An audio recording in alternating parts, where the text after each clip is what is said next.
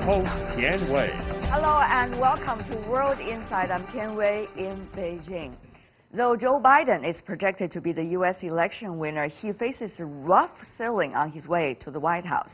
President Donald Trump's refusal to concede and insistence on electoral fraud are shaking confidence in the results, at least among his core supporters. And when Mr. Biden does take the reins of power, he's facing a highly divided U.S. Congress and bitterly polarized America, political uncertainty and unpredictability, just to name a few, in a time of resurgent pandemic in the U.S. Between now and January the 20th inauguration, are we in for more surprises? What does it mean for U.S. trade partners who look to business as usual? Can Mr. Biden keep the U.S. on an eel? Let's loop in our panelists.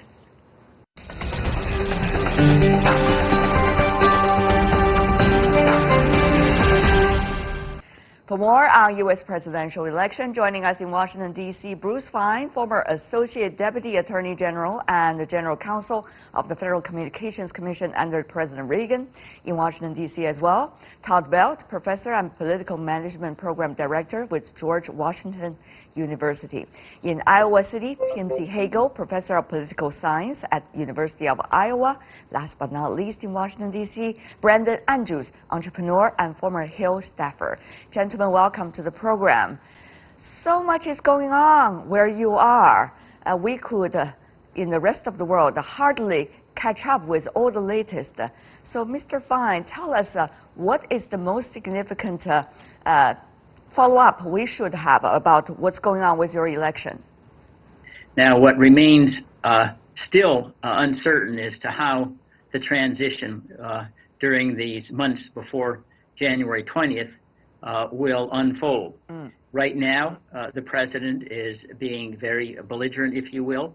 The general administrator of the GSA has not declared that Biden is the winner to unleash millions of dollars in funds and office space and security provisions to help the Biden transition team begin the administration with a running start, if you will. He continues to claim without any support that the election was stolen, so he's trying to build a base, I believe, for perhaps a 2024 operation, but it will divide the nation. And lastly, he's taking these acts of retaliation, firing people who explained, even though they were in his administration, that the elections were clean, and doing these last-minute gestures at present. He announced he was reducing the troops in Iraq and Afghanistan, not eliminating them. I don't know whether that was a gesture that he didn't like the Defense Department under previous secretaries, but it's still uncertain exactly what kind of havoc Mr. Trump will try to wreak during his last months in office. I see. Mr. Andrews, let me go to you. From the Republicans' perspective, how do you look at the latest situation? I think the question for the Trump administration and Republicans more generally is what is the end to the means of continuing this legal fight? What is the end to the means of delaying the transition? And what does it mean for the party? Immediately for President Trump, he's able to continue to raise funds, some of which certainly go to recounts, but most of which will go to pay down campaign debts and then will go to potentially funding his political activities moving forward. And so, unfortunately, there are some positive pieces in this still for President Trump that he sees in delaying this, although I don't think it's a positive thing for the nation. The important thing is also the House election. So what do we know now, and how is the presidential election result and the drama still follow it related to the House election and the results? Professor Belt. President-elect Biden is already trying to figure out who he wants to be in his administration. Oftentimes that means taking people out of the House and Senate. In the Senate, it depends on the state, but it usually is a gubernatorial appointment. The governor of that state would appoint somebody until the next election is able to be called. In some states, they have a special election coming up. In the House, there is a special election. It's usually within 30 days or so, but that means that there might be a few less Democrats in the House. which is very concerning because the Democrats have a very, very slim majority in the House of Representatives. There's still some seats that have to be settled, but it could be very, very difficult if the president-elect takes too many people out of the House and is going to deny himself that first 100 days of being able to govern, at least with the House, maybe not even the Senate. So it's looking very difficult. Professor Hagel, how do you look at the latest situation? What does it say about the parties over the past 4 years if you look at the election result? And it seems that what voters are looking at, what are they for? Can we tell to a certain extent?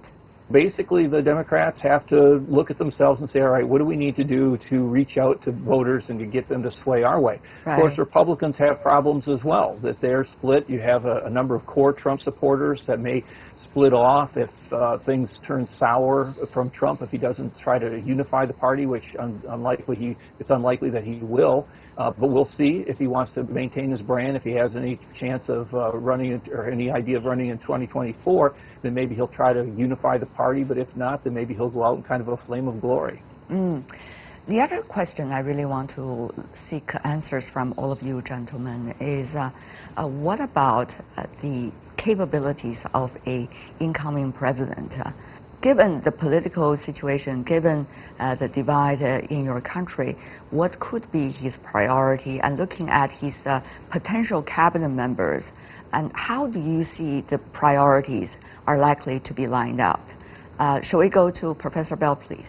I think job number one for Joe Biden, President-elect Biden, is to really try to find a way to get some sort of unity in the country, because everything else is going to flow from that in terms of actual policy measures. When I say unity, I'm talking both in terms of making sure that his presidency is not marred by any sort of, uprisings or violence or protests, and that we get over this problem that we're having now with the legitimacy of the election being undermined by the president, as well as many of his supporters, as well as many in Congress who might not be willing to work with him. So he needs to do things, and he said this from the get-go, that he wants to restore this sort of bipartisan relationship that he was very fond of when he was in the Senate. And then he needs to start working with the leaders of Congress to pass the things that he wants, which particularly are a stimulus bill and more COVID relief, as well as trying to ramp up the production and distribution of COVID vaccines that we would get.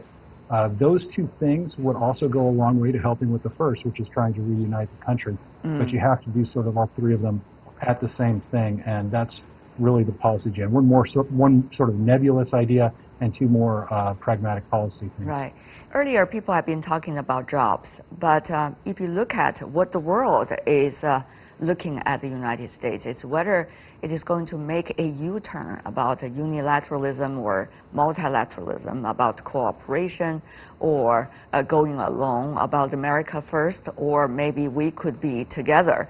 So that's coming from the allies of the U.S. In Europe, in Asia, and also that's coming from the international governance debate, whether it's about the UN, WHO, WTO. So Professor Hagel, do you think the incoming president in January will be able to have enough power, capability, energy, and also wisdom to handle those issues head-on at the very beginning of the presidency? Well, it seems certainly true that Biden, when he becomes president, will certainly make changes to foreign policy. Now, Republicans, of course, complained that Joe Biden has made mistakes in foreign policy for the whole time he was in Washington, but not everybody agrees. Obviously, Democrats prefer the particular foreign policy that Biden will espouse. And as Biden has already indicated that he's going to rejoin WHO, he's going to do away with the idea of America first and reach out more to allies and try to do a better job of working with them in a variety of ways. Now, whether he's able to do that, of course, is a big question. And I would think that the foreign policy is not going to be his main priority, as was already indicated. Some of the domestic things are more pressing. But to a certain extent, a president has to walk and chew gum at the same time, as we often say, which means he's got to do more than one thing at once. And so you can't just set the foreign policy issues aside. Biden will have a certain amount of power, so he isn't always going to need Congress to help him, because certainly a Republican Senate will be opposed to a number of the things, a number of the foreign policy goals that Biden has set for himself. The other thing that many of my audience, since we are broadcasting from Beijing, will be very interested in is about the China-U.S. relations. Now, all of you gentlemen know very well it's not just about bilateral relations, it's also about geopolitics, how the structure is likely to set up between the two countries, international governance, and the list goes on. So, Mr. Andrews, reading from the latest signs about the president-elect, and also about the people that he has been choosing, and the rhetorics and the words coming from people related. How do you see the future trend? Yeah, I think the trend will be President-elect Biden trying to strike this balance between strength. There is a narrative that President Trump has sown and used quite effectively in the United States, campaigning and both from a policy perspective, using China as a scapegoat for some problems, economic or otherwise, and also setting up China as an adversary, and his language and also some of the policy have followed that. And so President-elect Biden, when he comes in, he's going to have to show strength in some areas and calling out things that he and his administration don't agree with, whether those are on economic policy, whether those are on tariffs, whether those are on multilateral relations, whether those are on national security issues, whether those are on intellectual property concerns. Of course, there's a number of concerns there, but also not go as far when you talk about using China as a scapegoat and potentially going into places that are offensive from a cultural standpoint, places that the Trump administration was willing to go, but I don't think that you'll see the Biden administration go as they move forward with foreign affairs policy in relation to China. Right. Professor Belt, how do you see that? Now, there is enormous amount of debate inside the U.S., as far as I understand, about what's next. Certainly, the Trump approach didn't work. It didn't work even for the interests of the United States, of course. It didn't work also for the general picture that China and the United States, being the two largest economies in the world, the roles they should play in front of the world. But how to adjust its role? How do you see what Mr. Biden will be able to do, particularly given his earlier political legacy with the administrations and the Foreign Relations Committee, and also the current realities he has to face? Right. You're absolutely right that Joe Biden has experience from being chair of the Senate Foreign Relations Committee, as well as being vice president under Barack Obama, where he did take a pretty big role in some foreign policy decisions, not as big as he had wanted, we hear from sources inside the White House during the Obama administration. But he does have that experience. I think the transition is vital in terms of getting information on national security and international relations to his people in a way that he can as quickly. Just today, President-elect Biden held a forum where he was hearing from former people in the national security apparatus who were briefing him on what he should expect. So he's doing the best he can to get set up. We do know from a standpoint of the economic relations that President-elect Biden is a big believer in the doctrine of engagement, that he believes that you can solve a lot of the world's problems by having more trade. So he's not an anti-trade person, or at least using trade as a weapon quite to the same extent that President Trump is. And we see President Trump with his withdrawals from Iraq and Afghanistan today, really leaving our NATO allies in a lurch. We've had some problems with, with NATO under the Trump administration. I think Joe Biden is going to try to repair those, and from those sorts of relationships, also try to build stronger economic relationships, especially with Brexit going on as well. So I think there's quite a lot to do on his plate there. There's one thing as to what to be the very first thing or the very first platform, the mechanism that both sides, I mean China and the United States, would be able to take advantage of in order to build some basic trust, which has been somewhat damaged over the past few years. Professor Hagel, certainly people talk about trade. People also talk about, what about the first phase, trade deal? Others say, well, why don't we start from the technology, discussion? There are others say, well, COVID-19 is a common threat, and that's a great place to start with. Professor Hagel, among all these choices, what's your take? I think that's difficult to say to a certain extent because there are pros and cons to each of those. My guess would be is maybe the easiest one for Biden might be the trade issue. That certainly, if you talk about pandemic issues, given the seeds that Trump has sown in terms of calling it the China virus and so forth, that maybe that one's a little bit harder to approach. But with trade, that might be a way to go in terms of less in terms of ill feelings, perhaps, between the two countries. Maybe we were on the path to a trade deal before the pandemic hit, so maybe you can retrace those steps and go further with that particular area rather than some of the others. Very interesting topic. Mr. Fine, what's your gut feeling?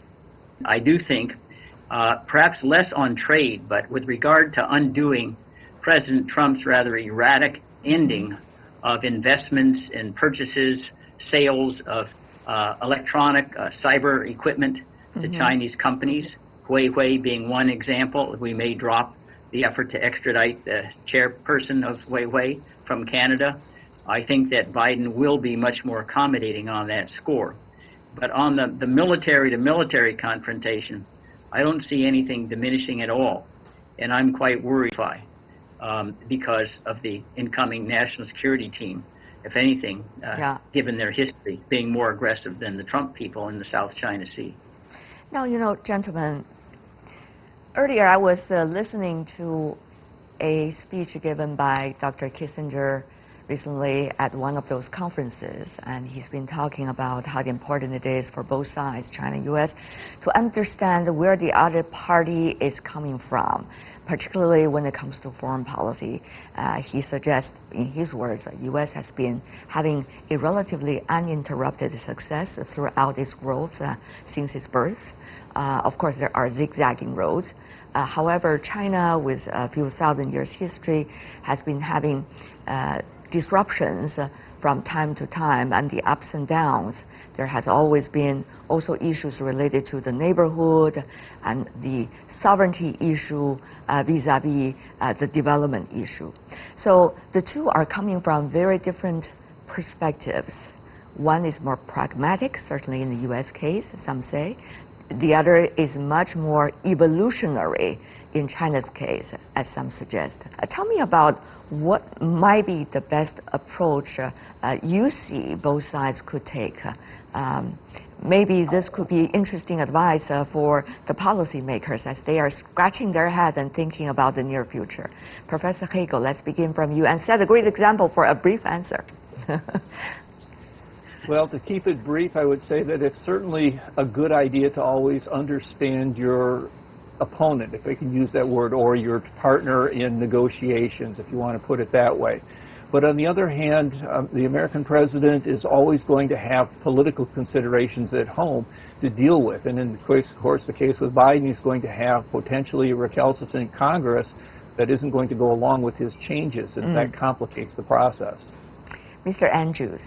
2020 has certainly shown us that there's no lack of global issues, global problems, and so I think for the U.S. and China, ask the question, what global problem or problems can we start working on together Perhaps that is COVID-19, perhaps that is global health care, but perhaps it's another area. Perhaps it's how do we protect small businesses in both of our countries as they try to navigate shutdowns and the fluctuations in the economy, given some of the healthcare challenges. But is there a common place to start to solve problems and then work out the rest of the differences from there?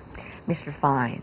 I think we need to recognize that all nations are alike in putting their own interests before others. That's what a nation is about.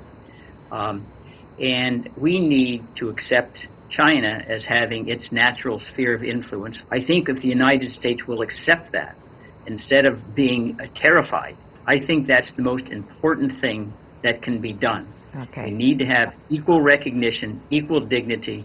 We each have our spheres of influence, and we keep peace. We work through diplomacy, not force of arms, to try to minimize any conflict. Professor Belt. I'm going to agree with Brandon and to some extent Professor Hagel, saying that COVID, while it is a big challenge and there are problems laid out by the current outgoing administration, I think there's a real big opportunity there. We know that, with the Chinese sharing the genome sequence for the coronavirus, that has been very helpful with the firms that have been able to start producing some vaccines.